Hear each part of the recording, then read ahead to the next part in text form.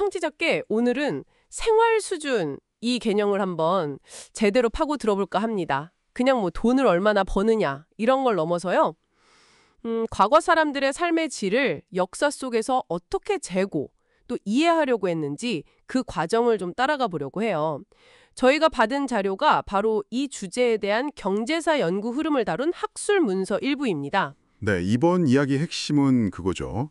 생활 수준 측정이라는 게 꽤 복잡한 문제인데 이게 시대별로 어떻게 좀 달라졌는지 그리고 특히 옛날 기록이 별로 없을 때 연구자들이 어떤 기발한 방법들을 썼는지 그걸 좀 살펴보는 겁니다. 근데 일단 초기 경제학자 마셜부터 시작해 봐야겠죠? 그렇죠. 마셜 같은 초기학자들은 아무래도 소득이나 뭐랄까 물질적인 소비 이런 걸로 생활 수준을 주로 봤잖아요. 네, 맞아요. 그게 가장 기본적인 척도였으니까요. 근데 이게 현실을 다 담지는 못한다 이런 지적들이 당연히 있었을 것 같아요. 구체적으로 어떤 점 때문에 다른 방식이 필요하다 이런 얘기가 나왔을까요? 그렇죠. 예를 들어 소득은 늘었는데 개인이 실제로 얼마나 건강하게 오래 사는지 또 교육을 통해서 뭔가 자기 잠재력을 펼칠 기회를 갖는지는 사실 별개일 수 있거든요. 아, 네네. 그래서 센 같은 학자들이 이제 개인이 실제로 뭘 할 수 있고 또 될 수 있느냐 이걸 역량이라고 불렀는데 여기에 초점을 맞추기 시작했어요. 역량. 그러니까 단순히 돈 자체가 아니라 그걸로 뭘 할 수 있느냐는 거군요. 맞습니다. 교육이나 건강을 통해 얻는 진짜 자유나 기회 이게 더 중요하다는 거죠.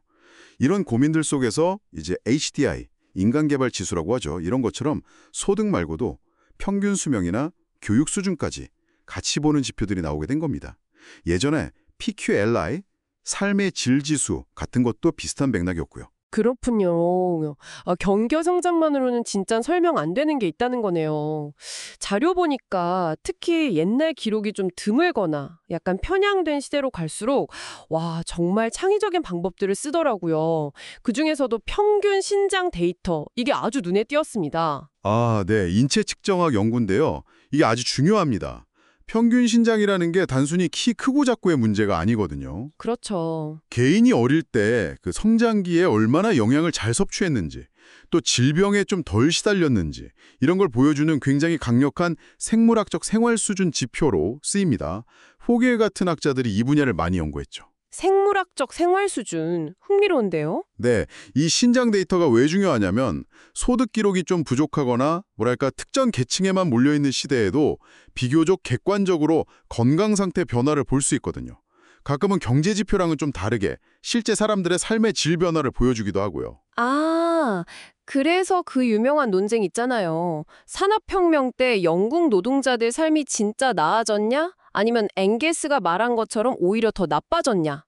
이 논쟁에서도 신장 데이터가 쓰였다는 거군요. 네, 맞습니다. 그때 보면 경제는 성장하는데 평균 신장은 오히려 정체되거나 심지어 줄어드는 현상도 나타났거든요. 와, 진짜요? 소득은 느는데 키는 준다? 네, 그러니까 소득 자료만 봐선 알기 어려운 거. 예를 들면 영양 상태라든지 질병 문제 아니면 노동 강도 변화 같은 것들을 신장 데이터가 보여줄 수 있었던 거죠.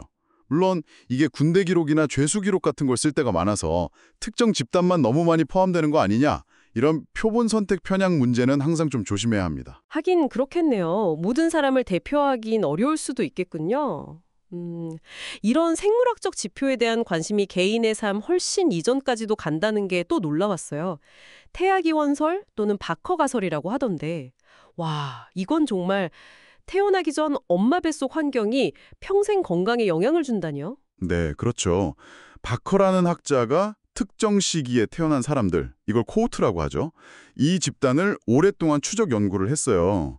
그러면서 출생 시 체중 같은 아주 초기 생애 조건이 수십 년 뒤에 심혈관 질환 같은 만성 질환 발병률하고 관련이 깊다는 걸 밝혀낸 거죠. 와, 수십 년 뒤에요? 네, 그러니까 아주 어릴 때 심지어 태아기 환경이 얼마나 중요한지를 보여주는 거예요.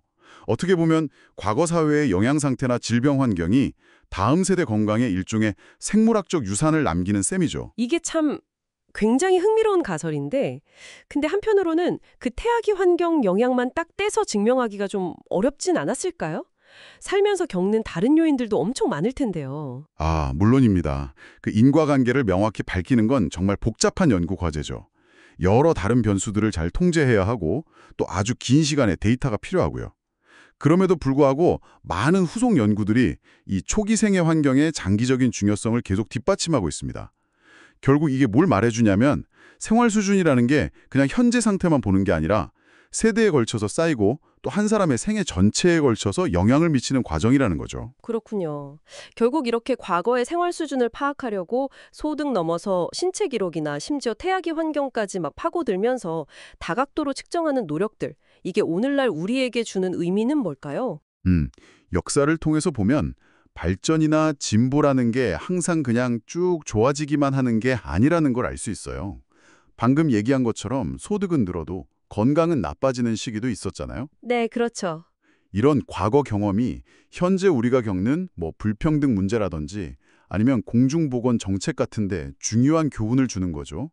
그리고 또 GDP 같은 숫자 하나만으로는 우리 사회가 정말 잘 돌아가는지 발전하고 있는지 다 알 수 없다는 인식을 좀 더 넓혀주고요. 진짜 발전이 뭐냐? 이런 근본적인 질문을 계속 던지게 만드는 겁니다. 오늘 생활 수준이라는 개념을 둘러싼 경제사 연구의 여정을 한번 쭉 따라가 봤는데요. 단순히 주머니 사정뿐 아니라 키, 건강, 심지어 태어나기 전 환경까지 거슬러 올라가는 정말 깊고도 흥미로운 탐구였던 것 같습니다. 네. 그리고 생활 수준을 어떻게 정의하고 측정할 거냐, 이 문제는 여전히 현재 준행형이에요. 오늘 얘기 나눈 지표들 말고도 주관적인 행복감이라든지 사회적 관계망, 아니면 환경의 질, 고려할 요소는 계속 늘어나고 있거든요. 마지막으로 청취자께 이런 질문을 드리고 싶네요. GDP나 평균 신장 같은 이런 전통적인 지표들을 잠시 좀 접어두고요. 오늘날 당신의 삶의 만족도나 질을 가장 잘 보여준다고 생각하는 약간은 남다른, 나만의 지표는 혹시 뭘지 한번 떠올려 보시는 건 어떨까요?